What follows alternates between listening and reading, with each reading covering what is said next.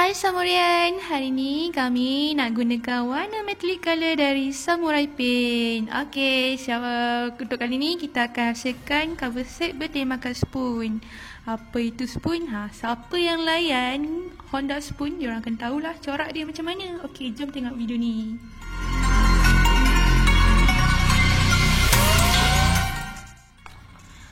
Okey, macam biasa, mula-mula kita akan gosok dulu cover set kita dengan kertas pasir 320. Okey, kita gunakan sedikit air untuk memudahkan proses kita menggosok.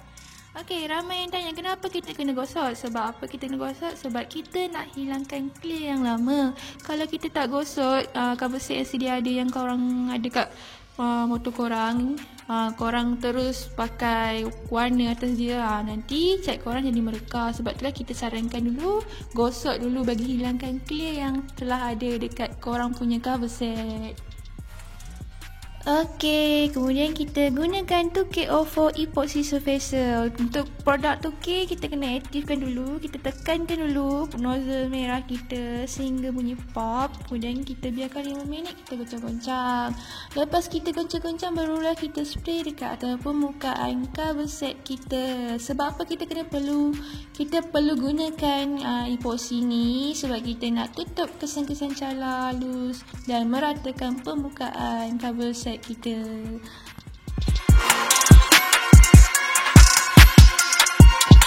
Okey, setelah epoxy surfacer kita kering, kita guna kertas pasir grade 1000, kita gosok. Macam biasa kita guna sedikit air.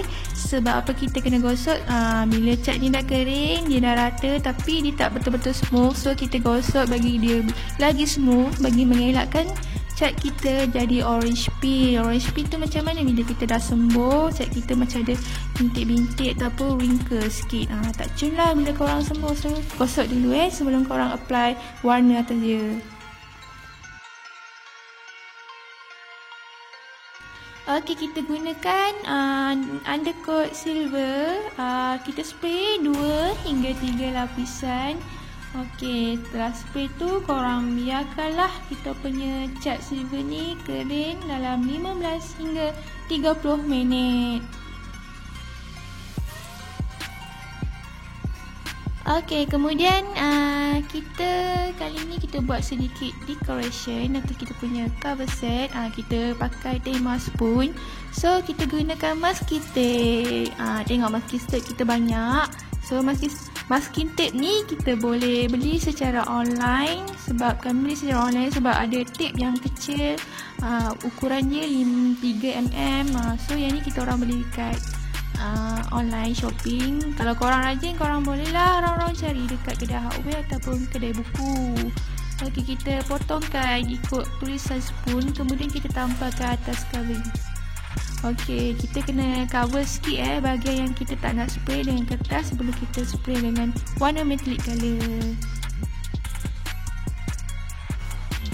Okey, kita gunakan warna metallic color code 2511 Blue Lagoon. Warna dia warna biru macam ni. Kalau korang tengok kita dah spray. Okey, untuk Blue Lagoon ni kita spray 2 hingga 3 lapisan. Okey, kita biarkan warna kita ni kering dalam 15 hingga 30 minit.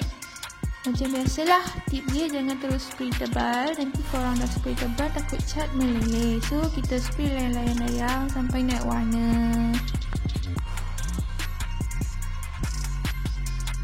Kita coverkan dulu bahagian yang kita spray tu dengan kertas. So kita spraykan warna Honda yellow kita kod 1102. Kita spray macam biasa 2 hingga 3 lapisan. Lepas dah kering tu, kita biarkan keringlah dalam 15 hingga 30 minit. Baru kita mulakan step yang seterusnya.